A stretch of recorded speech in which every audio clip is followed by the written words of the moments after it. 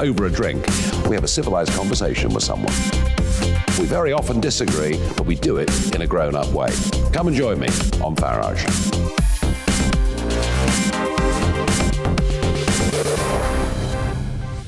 I'm Dan Wootton. Join me Monday to Thursday from 9 to 11 for the feistiest and most fun news debate on TV, where free speech reigns. I'll bring you a sharp take on the day's biggest stories, bombshell newsmaker interviews, and A-list guests. And I guarantee you, no spin, no bias, no censorship, and no reason to go to bed. That's Dan Wootton tonight, Monday to Thursdays from 9 on GB News. Hello there, I'm Eamon Holmes. And I'm Isabel Webster. And we hope you can join us for Breakfast with Eamon. And Isabel. You make me laugh out loud, belly laugh. Is that important first thing in the morning? Yeah, absolutely. And there's me trying to be deadly serious. News is a serious business. Yeah, I have to rein you in sometimes. Well, it doesn't stop us laughing at it. It doesn't stop us having an opinion on what's going on. Yeah. And it certainly will not stop us reflecting what you think. Weekdays from 6 to 9:30 on GB News.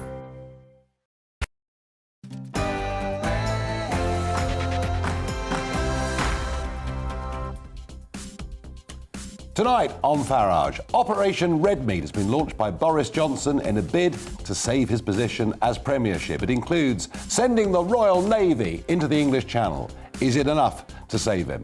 We'll also look at Australia, where over the weekend, Novak Djokovic was, of course, deported from the country. Have the Australians got this right? And joining me on Talking Pints, one of the 6 backbench Conservative members of Parliament to call for Boris Johnson to resign. Yep, I'll be joined by Andrew Bridgen. But first, the news.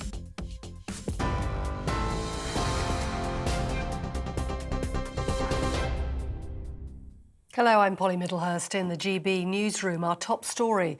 The Home Secretary says the UK is sharing intelligence with the United States following the synagogue terror attack in Texas. Malik Faisal Akram, a British man from Blackburn in Greater Manchester, was shot dead in the United States after holding 4 people hostage during a 10-hour standoff on Saturday. His brother said he was suffering with mental health issues. Meanwhile, 2 teenagers arrested in Manchester are being questioned as part of the investigation. The Home Secretary, Priti Patel, addressed the Commons earlier on today. I had a bilateral call with my counterpart for Homeland Security in the US.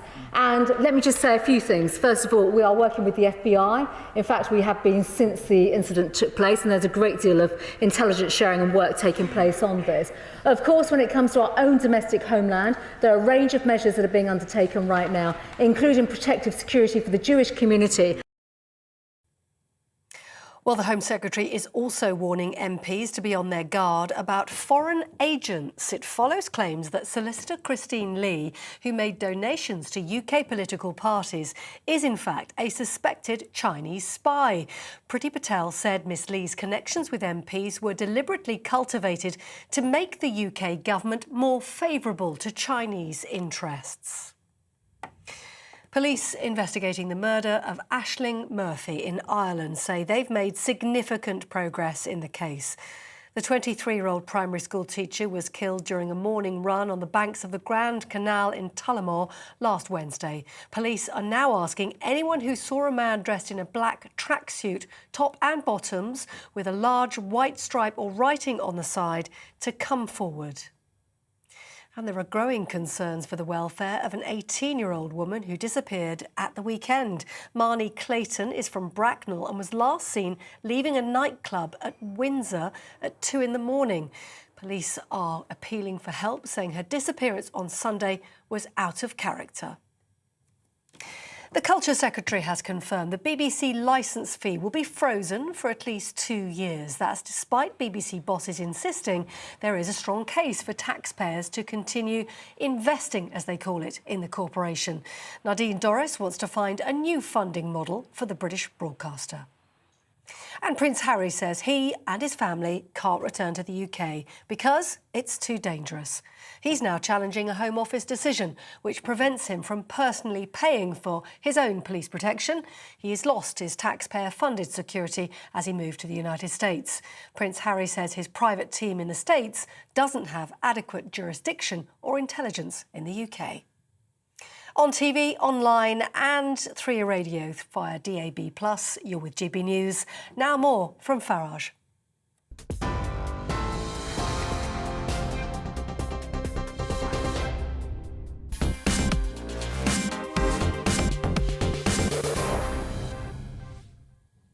It's been a really torrid few weeks for the Prime Minister, Partygate, and it doesn't really seem to get much better. You see, it's not just the sheer number of parties that were held in and around Downing Street and indeed in Central Office too. And that's a problem, of course, because lawmakers absolutely cannot be seen to be lawbreakers. But it goes wider than that.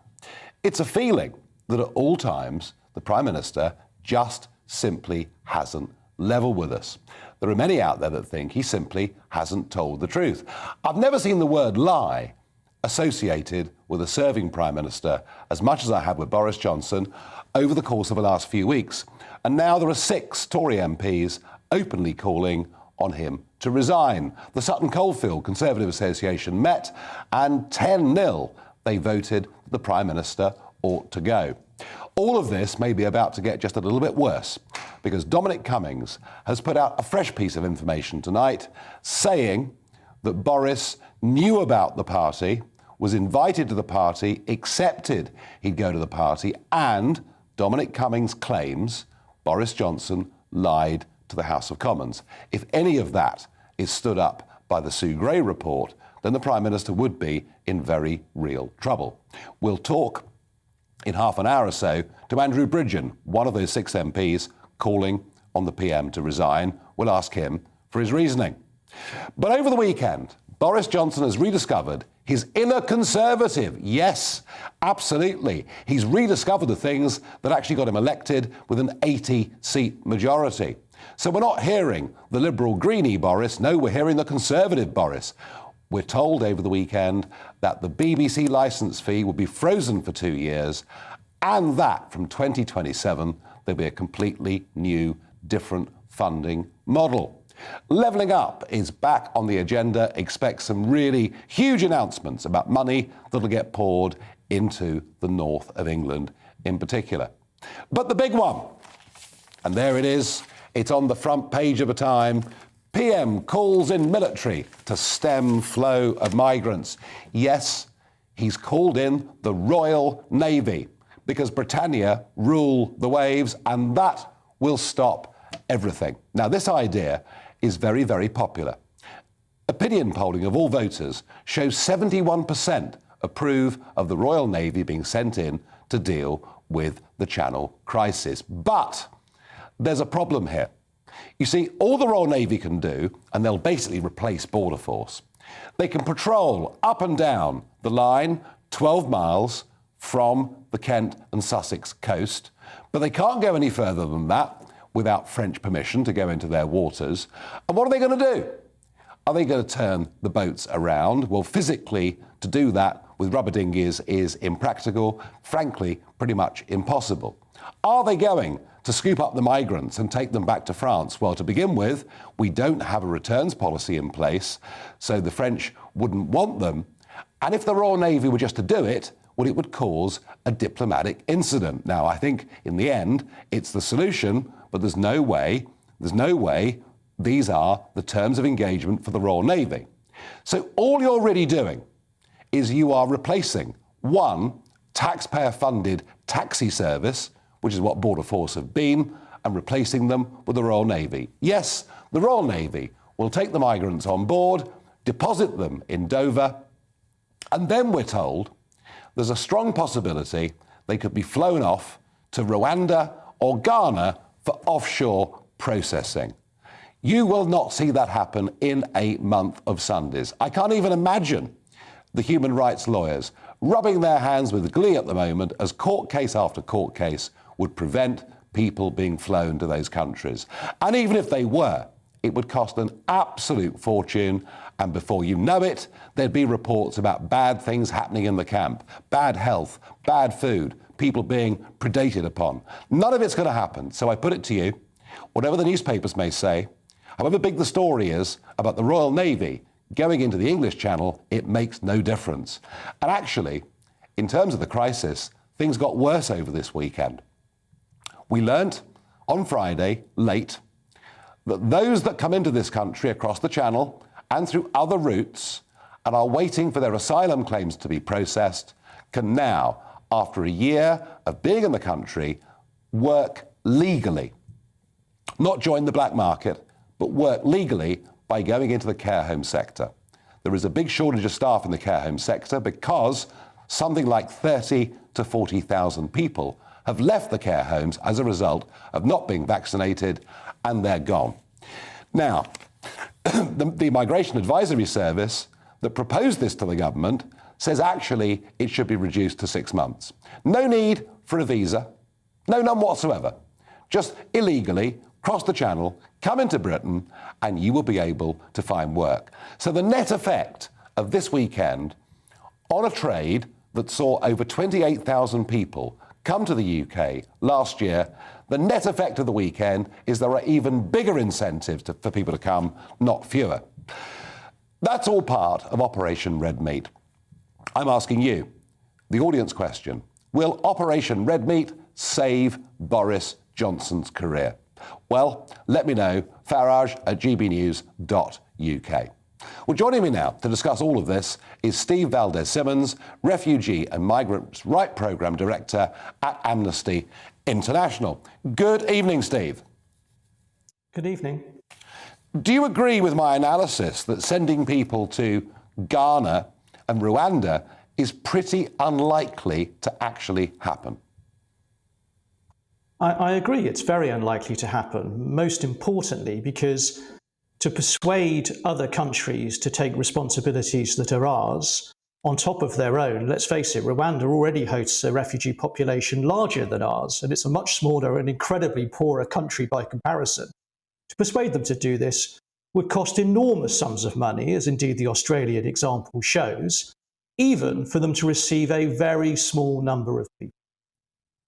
Is there any evidence? I mean, all this stuff's being pushed out from Downing Street to the newspapers, and it all makes for great front pages. Is there any evidence, Steve, that they've actually spoken to the governments of Rwanda and Ghana? Well, none that I'm aware is in the public domain, so I have absolutely no idea. But one thing is certainly in the public domain. There have been announcement after announcement after announcement, some of them quite incredible over the last 2 years, mainly from the Home Secretary, but also from the Prime Minister.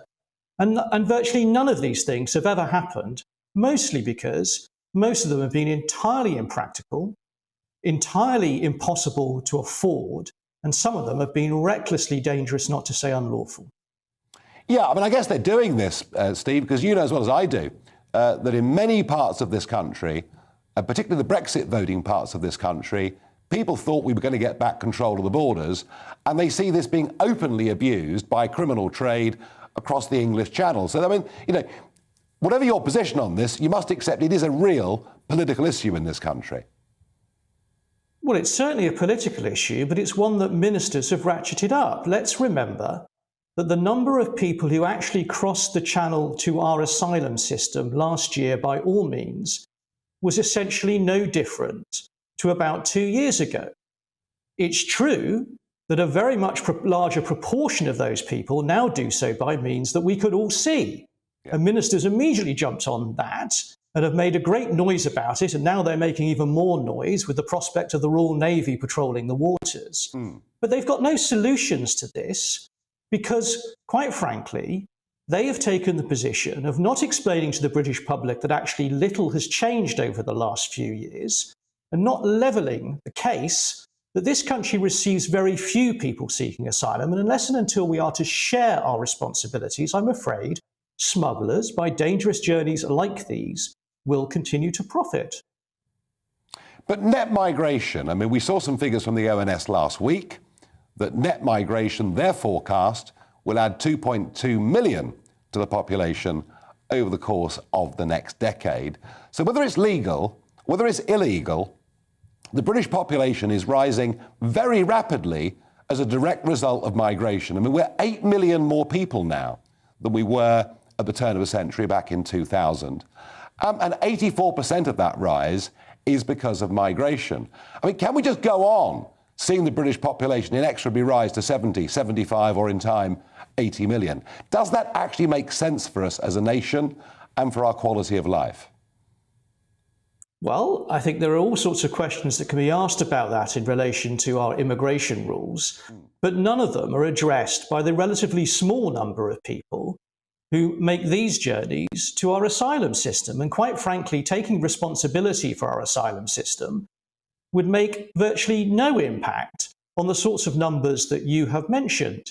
Yes, we do have significant numbers of people, have done for many years, although it goes up and down, of people who increase the population through our migration routes. We do that because we open up our immigration system to that, as indeed do most wealthy countries, indeed most poor countries too. There are perfectly good economic reasons why we should wish to do so, not to mention certain family and social reasons too, but we can argue about those. Yeah, we Putting can. all this on the idea of the few people who make these crossings, which are basically the only means it's the visibility, seeking isn't it? asylum here, it is visibility, yes. Yeah, it's the not sheer really visibility. An impact on the numbers you're talking.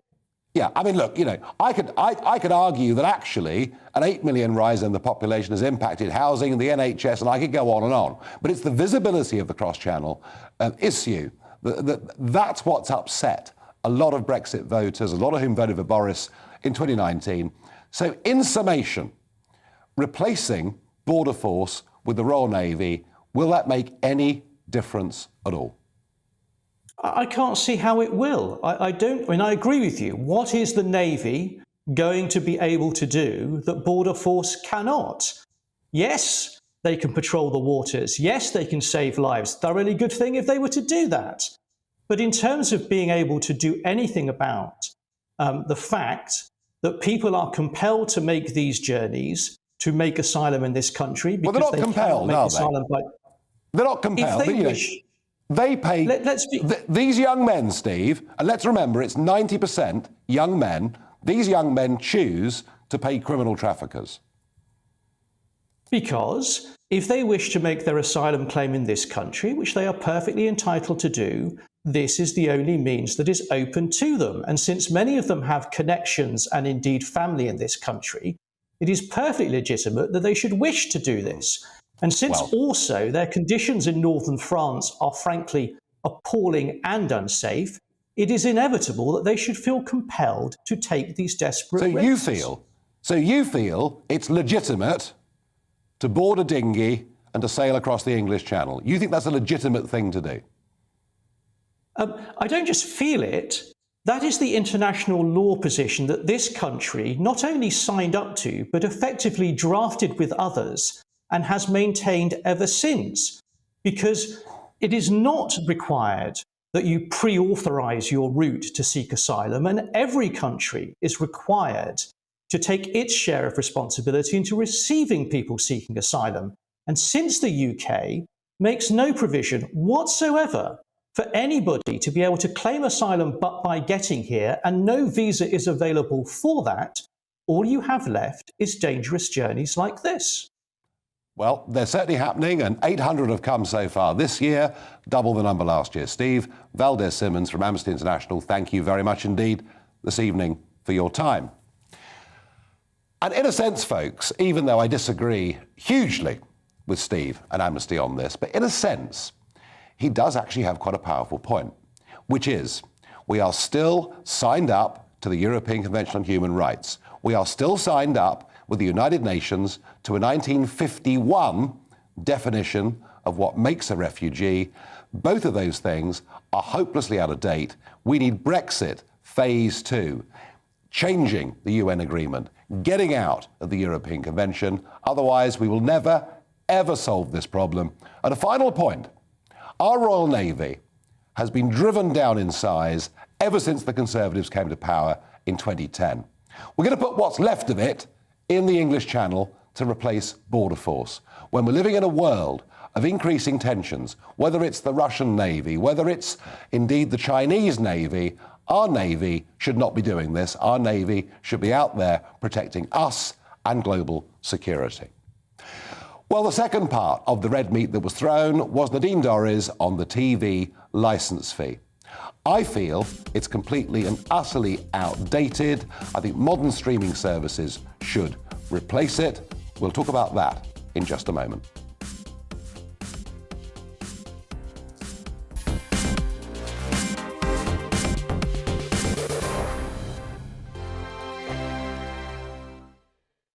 Hello there, I'm Eamon. And I'm Isabel. And you're watching the GB News digital stream across the United Kingdom. And around the world. If you're here in the UK, you can also watch us on your TV screen. GB News is Freeview channel 236. On Sky, we're channel 515. 626 on Virgin Media. Just remember, you might need to retune your TV to watch the channel. Yeah, and if you are doing that, find out more about retuning by going to gbnews.uk. Join my show Farage, 7 p.m. till 8 p.m. Monday through Thursday, and there you will get opinion, analysis, debate, and I'll cover stories that nobody else dares to touch. And then for the last 15 minutes, talking pints. We're over a drink. We have a civilized conversation with someone. We very often disagree, but we do it in a grown-up way. Come and join me on Farage.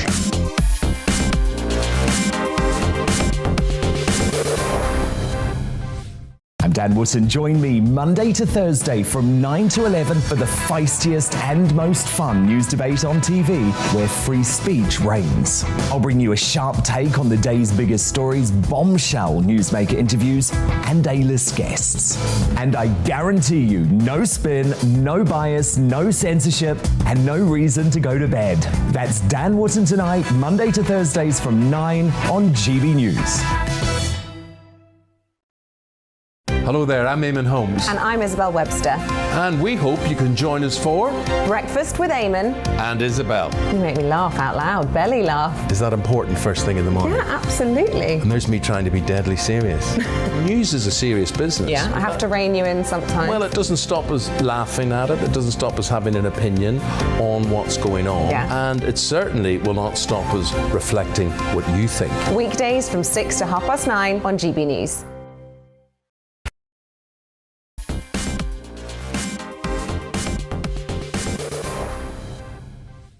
Is Operation Red Meat enough to save Boris Johnson? And in particular, I was talking about the English Channel, the Royal Navy being sent in. We'll discuss the BBC in a moment. Peter says, let's hope Operation Red Meat goes down better with the public than Operation Red Wine, which they practiced during the lockdowns. Very good. Oliver says, because nothing says principles better than suddenly enacting popular policies.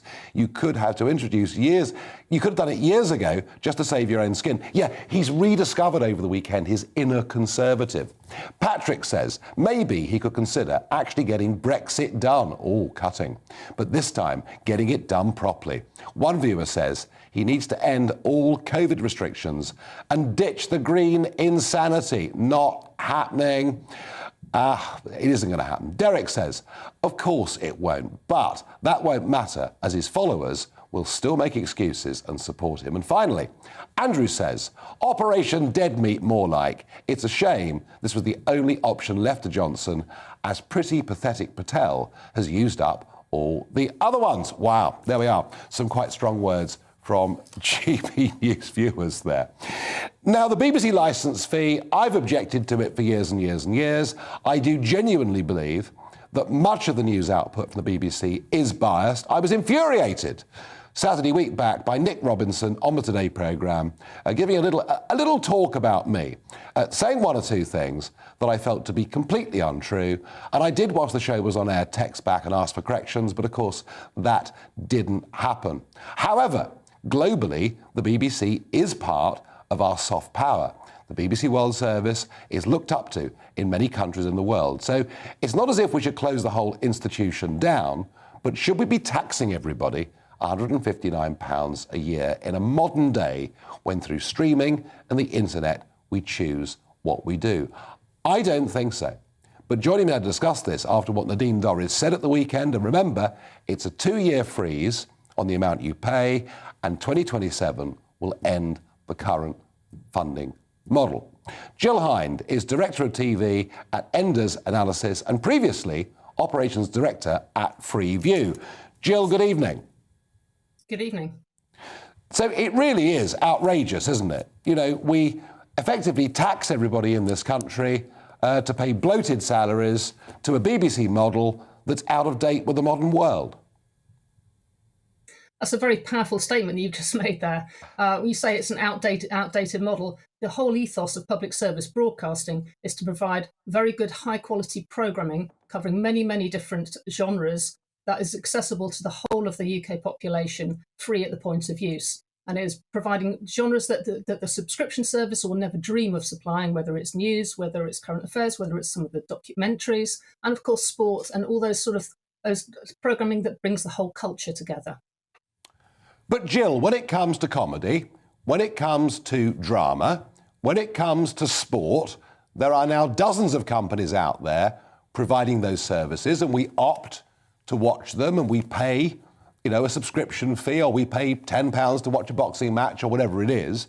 I mean, we're living in a very different world, aren't we, to just 2 or 3 main TV channels, and consumers make those choices. There is a younger generation out there, you know, perhaps the under 30s, the vast majority of them, who frankly hardly ever watch the BBC. And yet, if they've got a TV in their house and they haven't paid the 159 quid, they will get hounded and frankly still treated as if they're criminals. Okay, again, you've brought in many, many things there. Let's take this back a stage and actually say there are 8 million adults who either do not want to or cannot afford to pay for pay television, whether that's Sky or whether that's Virgin, or whether that's any of the SVOD services such as Netflix or Amazon channels. Now, if you break that down, there actually tend to be older people, 55 plus, and actually the majority of them are also less affluent, the C2D income. And so you say, why don't they pay for subscription services? Well, actually, even if you were to consider that, actually they don't provide the programming that these people want to watch. These people actually watch 5 hours. These people that cannot or don't want to pay for television watch 5 hours of television every day, which is 2 hours more than those that wish to pay for television in whichever format, whether it's Netflix or whether it's Sky. So it's 2 hours more per day that they watch than these people that can afford to pay for it. No, but they can watch GBNews for free. They can watch Sky for free. They can watch ITV for free. They can't. They can't watch Sky for free. They can watch GBNews for free on Freeview. You're right. As you mentioned, I was operations director there. Sky News. They can watch some programming. Sorry? Well, Sky News is free, but anyway, let's not quibble about that. The point I'm making is there are free choices of television for people to watch. And I just wonder, Jill, as I say, I think with drama, I think with comedy, those things can be provided virtually anywhere. I think the same goes for sport. I get your point about those who are less well off, although frankly, the BBC doesn't have much sport these days, really. But when it comes to, you know, the way in which we've treated people over the years, the harassment people are put under to pay this fee, you can probably understand why it's as unpopular as it is. But one of the things that genuinely enrages people is, and I'm not even going to say perceived, I think without doubt, a metropolitan, left of centre, liberal bias that goes through the whole of BBC programming. Why on earth should people living in the Shires pay for that? Again, you're making very sweeping statements there, and you've brought up many things. When you talk about whether the BBC is impartial or not, actually Ofcom, who regulates the broadcasting sector, actually when they've come out with some reports... Sorry? Sort of. I mean, up until a couple of years ago, the BBC were self-regulating, weren't they? You're right, but if you look at the Ofcom research, that actually 58% of adults have a positive impression of the BBC. It came out during the whole of the COVID crisis, of course, which we're not over yet, that the BBC was the most trusted source of news of any media channel whatsoever. So people do appreciate the BBC, and they do watch it. You're also talking about subscription versus whether we should pay for a subscription, and people get harassed for supposedly not paying their licence fee. Well, I noted Nadine Dorris in a tweet that she put out this weekend where she talked about actually we're going to freeze the licence fee, and it's the very last one. She also talked about bailiffs coming around hassling people. That does not happen. It is a criminal offence, so bailiffs are not allowed round to someone's house and sort of harass, as you so call it. So there's a lot of things are pointed out that are wrong about the BBC and the licence fee and how that money is collected. And it's like yourself, you just pointed it out. You're incorrect in that point. It's not the bailiffs that can come round, and if there's a fee, if you're not paying that and it goes to a civil court, then actually your fee that the fine that you may pay, if you have to pay one, is actually related to your income as well. Well, I didn't make the bailiff point. What I would say to you is the fact that 40% of the population don't think the BBC is a reliable source of news actually of itself should ring, I think, huge alarm bells. But Jill, finally, this round ends in 2027. Are you saying that it makes sense to continue with this model into the 2030s? What I'm saying is that we've got time to look and see what the best model is. It may be a license fee, it may be some sort of apathetic tax, such as they have in Germany. But when we're talking about things of subscription, which you've been discussing, actually having a subscription BBC is very difficult technically. You mentioned that you're on free-to-air, on Freeview. If you were to have a subscription BBC, you'd need to put conditional access in every single television in the UK. That's the equivalent of going through yet again another digital switchover. So everyone would have to buy a new piece of equipment, or alternatively, the government would have to fund that. That's really not going to happen. And if you go back to digital switchover, when we went from 5 channels to 30, 50, 70, depending where you're looking at that, then actually there was a reason for people to do that. They'd go out and get extra choice. So they were willing to pay that. And also the TVs that we used to have prior to that were very, very large. If you remember, they used to sit sort of they used to sit well away from your wall because they were so bad. They went back so far. We've now got nice small TVs. So people were willing to fund that. They're not going to do that. It also costs the government £500 million to do that switchover. You're also forgetting about the BBC Radio. You're forgetting about BBC Radio. You can't make that subscription. No, that would be very difficult. I agree with that. Although I have to say the amount of bandwidth they've got makes it very, very difficult for some of their commercial competitors. Jill, come back and talk to us again. This debate will run and run over the course of the next few years. Of that, I've got no doubt. Now, my What the Farage moment with Australia over the weekend wasn't that Novak Djokovic was deported. I thought he was going to be. You see, ultimately, Tennis Australia and Victoria State were overruled by the federal authorities. What was astonishing, on behalf of Minister Hawke, the immigration minister, who does have sweeping powers, and by the way, I support strong borders, of course I do, but this wasn't about borders. No, one of the arguments put by his lawyers was there was a danger that if Djokovic stayed in Australia, that he would be a danger to public health. Well, him himself directly, obviously that would be a laughable idea. But it was said he could become an icon for freedom of choice. And that apparently, in modern day, authoritarian Australia is a bad thing. People are not to have freedom of choice. And their stats on vaccinations are pretty amazing. 92.6% of people are fully vaccinated. So we're dealing here with one of the most vaccinated countries in the world. Well, they've locked themselves away, they've locked themselves down, they've got themselves fully vaxxed, and yet there were 55,000 new cases of COVID in the last 24 hours. So it doesn't really seem to be working. But an indication of the kind of country Australia's becoming comes particularly in Western Australia. The Premier there, Mark McGowan, appears to be totally out of control, completely drunk with power as he pursues an impossible COVID-0 policy.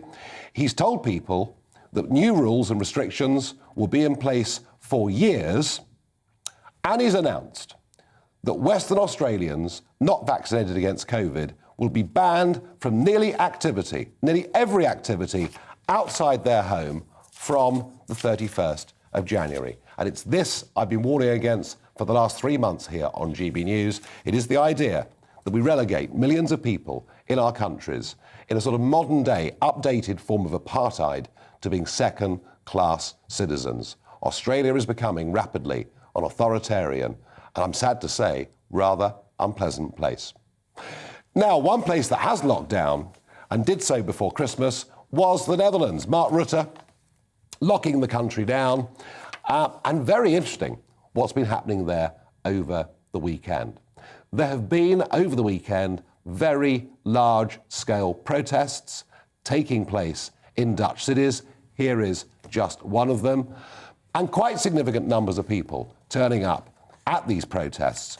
But more significantly, in major cities all over the Netherlands, dozens of bar owners, cafe owners, or the Dutch equivalent of publicans, have literally ignored the government's closure orders, and people have turned up and they've been eating, drinking, and making merry.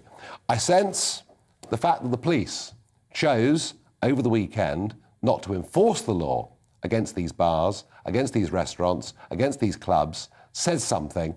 It says the Dutch have had enough of the Prime Minister locking them down. And none of this, whether it's getting jabbed 2, 3, 4 times or locking people down, destroying lives, none of this stops people from catching the virus, a point that I keep endlessly making. Not everybody, I know, wants to hear it. And my final What the Farage, an academic bias report by Legatum, who interestingly are investors in GBNews, shows some pretty amazing statistics when it comes to university lecturers and university professors. And just have a look at that graph. Just have a look at those that are left of centre, are very left of centre, and now look at those who would give our youngsters a more conservative view of the world. And it explains the sheer level of indoctrination that our young people are going through. I bet all of you know somebody in your family or a close friend's family where their son and daughter have come back from university being virtually different people. Something has got to be done with further education. It really has. Coming up on Talking Pints, a man who has decided Boris Johnson must resign. Let's find out why in a moment with Andrew Bridgen.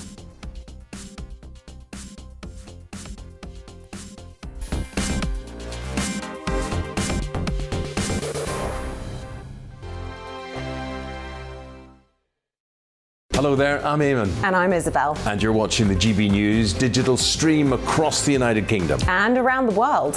If you're here in the UK, you can also watch us on your TV screen. GB News is Freeview channel 236. On Sky, we're channel 515. 626 on Virgin Media. Just remember, you might need to retune your TV to watch the channel. Yeah, and if you are doing that, find out more about retuning by going to gbnews.uk. Join my show Farage, 7 p.m. till 8 p.m. Monday through Thursday, and there you will get opinion, analysis, debate, and I'll cover stories that nobody else dares to touch. And then for the last 15 minutes, Talking Pints. We're over a drink. We have a civilised conversation with someone. We very often disagree, but we do it in a grown-up way. Come and join me on Farage.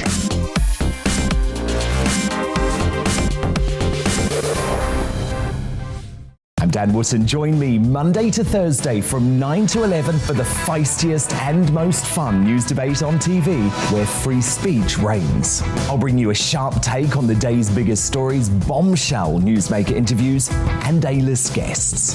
And I guarantee you, no spin, no bias, no censorship, and no reason to go to bed. That's Dan Wootton tonight, Monday to Thursdays from 9 on GB News. Hello there, I'm Eamon Holmes. And I'm Isabel Webster. And we hope you can join us for Breakfast with Eamon. And Isabel. You make me laugh out loud, belly laugh. Is that important first thing in the morning? Yeah, absolutely. And there's me trying to be deadly serious. News is a serious business. Yeah, I have to rein you in sometimes. Well, it doesn't stop us laughing at it. It doesn't stop us having an opinion on what's going on. Yeah. And it certainly will not stop us reflecting what you think. Weekdays from 6 to 9:30 on GB News.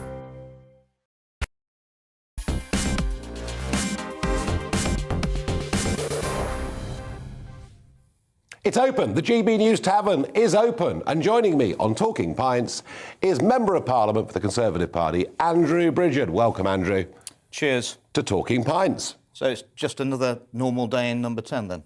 Well, interesting, isn't it? So you're one of 6 MPs that's publicly come out and called on Boris Johnson to resign.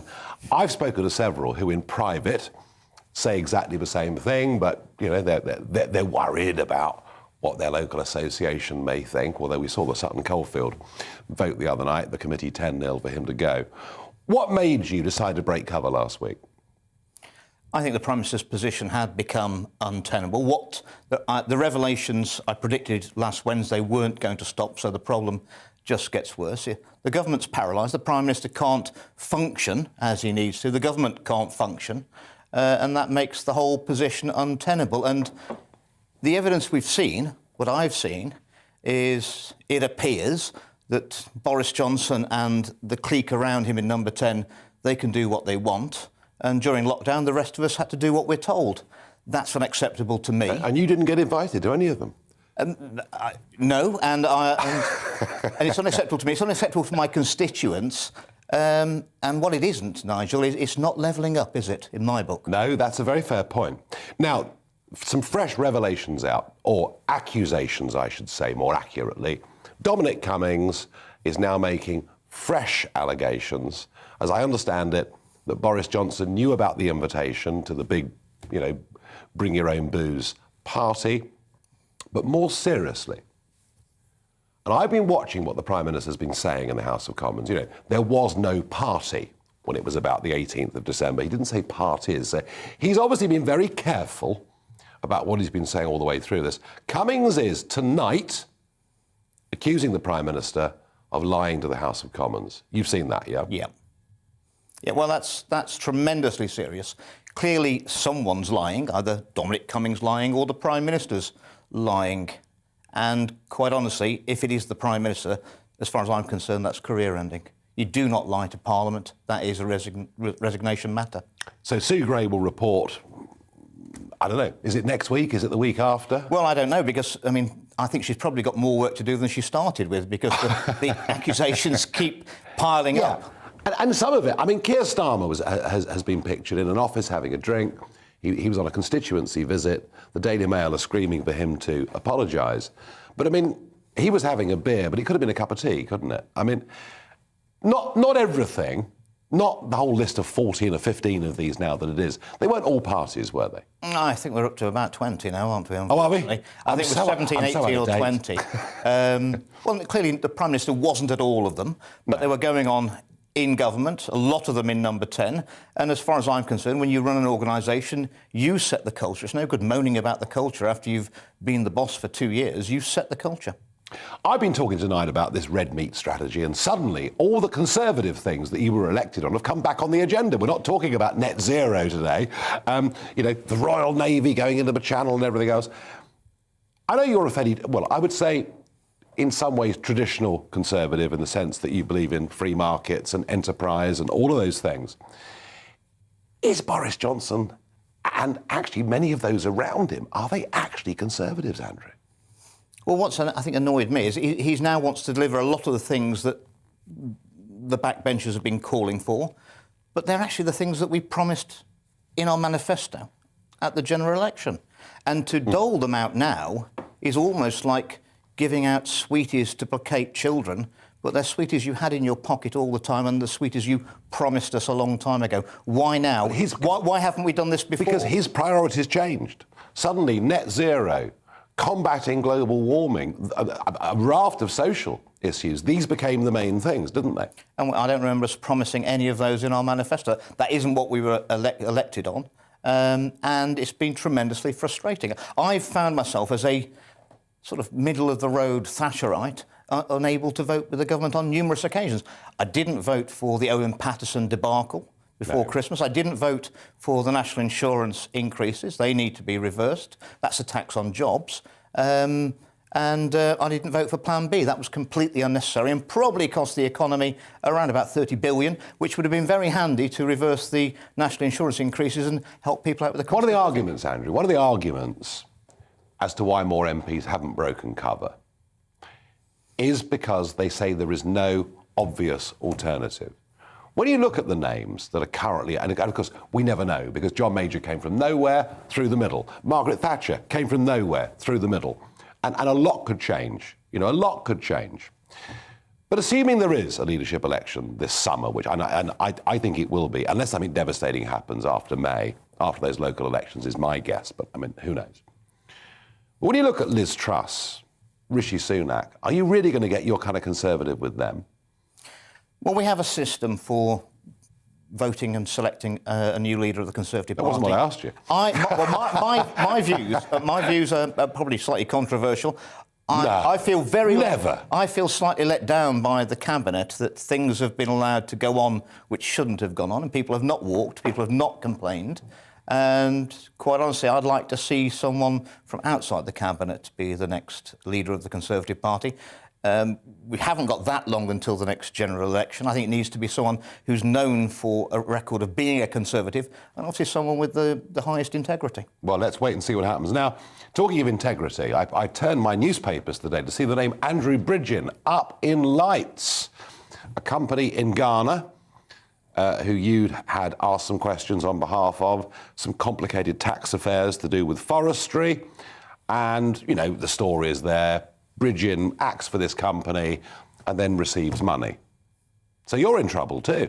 Yeah, that's complete fiction, Nigel. I mean, look at the timing. I could criticise Number 10 last week, and I'm smeared in the Times on a Monday morning. As a colleague, when I walked into the tea room this morning, said, they're not even as subtle, are they? They don't even wait a few days before they smear you now. So how do you fight back against this? Well, I'll just tell you the truth. Mere Plantations have got a sales function in my constituency. They've got an issue over, they were regarded, growing trees in Africa, that was regarded by anybody from the tax office as it must be a scam. They'd offered to fly tax inspectors out there to inspect it. They said, oh, you're trying to bribe us. They came to me and said, if we took you out there and showed you the 16,000 acres of teak trees we've been planting for the last 8 years, you met with the Ghanaian Forestry Commission and they guaranteed it, and then you go and see the High Commission. And you did go out? And I went out there, declared it all, saw the trees, went and had a meeting with the High Commission, our High Commission in Accra, the business attaché, and I said, why have I had to fly to Accra to look at a UK company with £160 million worth of exports for UK out of those trees in Africa? Why have I had to come and verify all these trees for the Inland Revenue when you should have done it? And he said, I don't have a budget. I said, well, if you don't have a budget to visit the biggest plantation of British trees in West Africa, what's your point? And to add insult to injury, I went then with Mia to a rather nice restaurant in Accra, and who walked in 10 minutes after with a big group of colleagues? It was the business attaché. I did ask him then, have you got a budget for this? And he said he had. Well, I complained back, and I can tell you now, he was removed from office. So straight talking, this is the last we're going to hear of it, yeah? Yes. All right. Now, Andrew, I can't work out really how you're a Conservative MP. I find it very odd. You didn't go to Eton. You didn't go to Oxford. Comprehensive school boy. You didn't do PPE. No. You didn't then go and work in a research office and spend your entire life in Westminster in the bubble. You actually, I mean, and this, I know many would look down upon you for this, but you actually had a job before politics. Tell us all about it. My father was disabled when he was 48.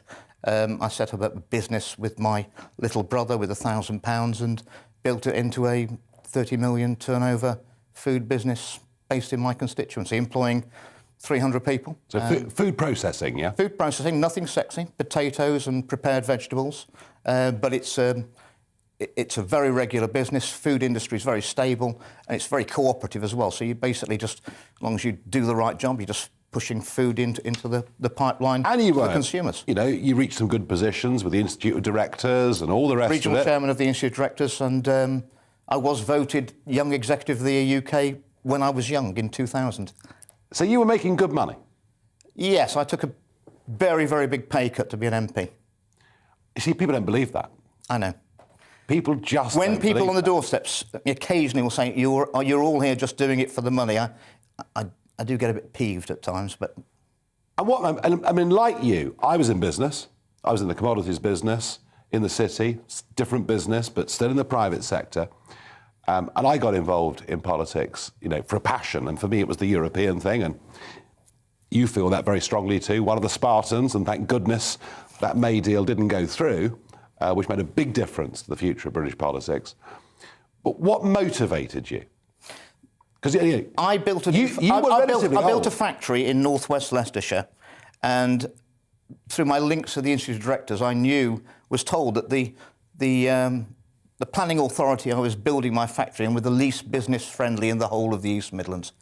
And so we planned a political coup. I managed to persuade lots of friends to stand for the district council. The deal was, you stand for the district council, I'll help you get in. We'll take control of the council for the first time in 40 years from the Labour Party. I'll stand for MP. And the rest is history, Nigel. We had the second biggest swing in the country in North West Cheshire against Labour. So I turned 4,500 Labour to 7,500 Conservative in one jump. My majority's gone up. We've delivered higher growth, highest growth outside London and the South East. And I think 2019, before the election, it was the happiest place to live in the East Midlands. We're not going to put all that down to Andrew Bridgen, let me tell you. No, Nigel, of course not. But it was not all down to me. My constituents are really hard-working and really good people, but it probably wouldn't have happened without me. And it's a lovely part of the world, too. It's a lovely part of the world. Absolutely. Very, very decent people. They very straight-talking, and that's the sort of MP they want. You've been in Parliament for over a decade. Yes. From what I can see, you've got no ministerial ambitions. I was offered one ministerial role. That was by David Cameron's administration. If I'd campaigned for Remain, I could have been the immigration minister. I said, you really hate me, don't you? So you want the immigration minister with no control over immigration. I said, I'm sorry, I'm campaigning for Leave. And I led the Leave campaign in the East Midlands. Yeah, I know you did, and you felt it very, very strongly. Has it? You know, you've been in this a decade, elected for a decade. You are one of the higher profile backbenchers in the sense that you're prepared to speak out on a number of issues, and, you know, Bridgen pops up on the TV on a regular basis, and some people like it and some don't, and hey, that's the way it is. Is it worth it? Is politics worth it for you? There are huge rewards, and however long I'm in politics and whatever position I might achieve in the future or not, the most rewarding thing will be being one of only 2 MPs who fought for 10 years and got justice for the sub-postmasters.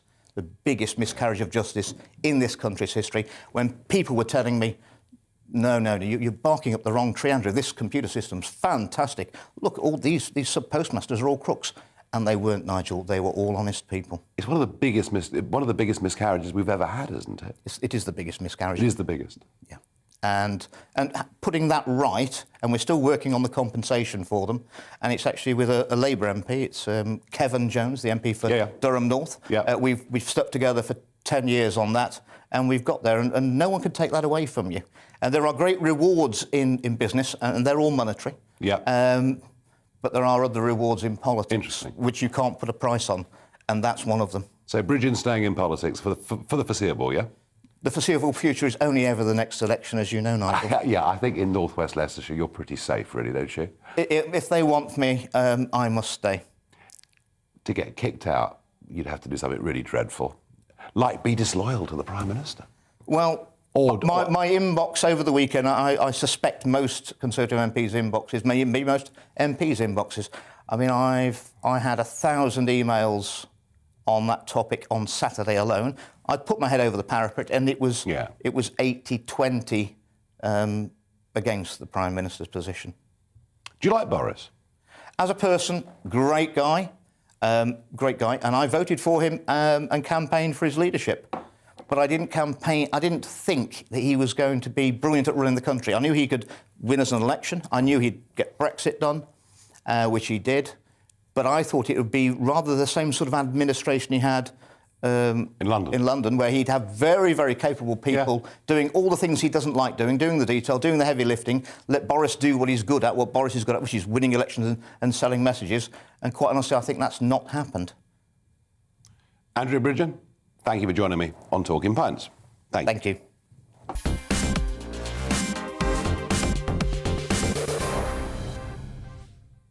Now, it's Barrage the Farage, but I'm keeping Bridgen here because sometimes these questions are so fiendish that I can't possibly deal with them without passing the ball along the line, so keep concentrating.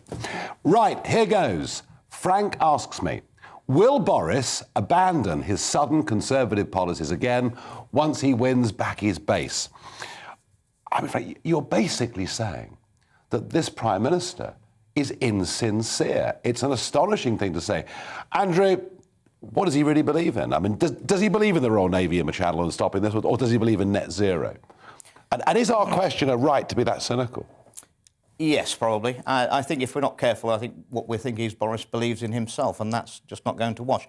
If Cummings is right, and let's face it, everything Cummings has said so far has pretty much added up, the Prime Minister is in absolutely terminal problems. He could be in big trouble. Yes, I mean, and that's the point. If he has lied to the House of Commons, we'll never find out. But it all looks very cynical, and we get told, of course, that people are going to be sacked in Downing Street to save his own position. Mick asks, do you think the Navy should drag boats in the Channel back to French waters? The Australian Navy did this, but they were sturdier wooden boats. Turning around and dragging dinghies, difficult. No, you've got to physically put the people up and take them back to Calais Harbour. It will cause an international incident, but I tell you what, it'll start working. Finally, Dave asks, the government are freezing the BBC licence fee for 2 years. Are they right? They are right, aren't they? They are. To start. They are, but I mean, the idea that we're going to get rid of the licence fee in 2027, that's 5 years away. I know. The licence fee will be redundant by this. It's actually redundant now, isn't it? Well, I think so.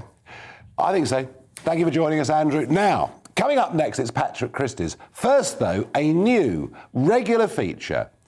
It's going to be here on GB News, and it's part, I think, of our identity, because what's going to be happening every morning at 1 minute to 6, before we go live on air with breakfast, we are going to play the national anthem. And that's going to be part of the identity of this channel. When it was launched, we said we actually understand what the B in our title stands for. So let's have a look at what regular viewers who are up at 5:59 will get every morning here on GB News.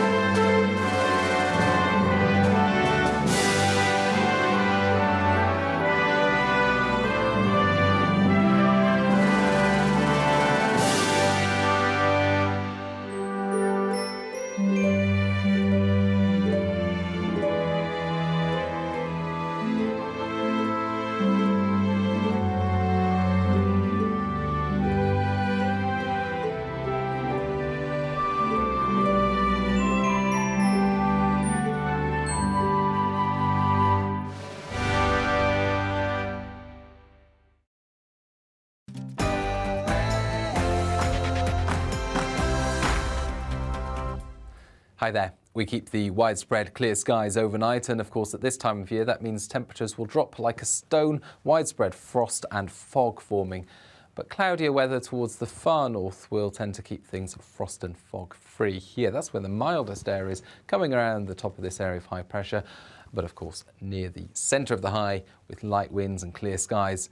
Widely foggy conditions for much of central and eastern England in particular, some very dense fog forming quite quickly after the sun goes down. Some fog patches in the south and southwest. However, here there'll also be some low cloud drifting in from the south, so that will complicate things. But a cold night for many. Touch of frost in eastern and southern Scotland, Northern Ireland, but widely across England and Wales.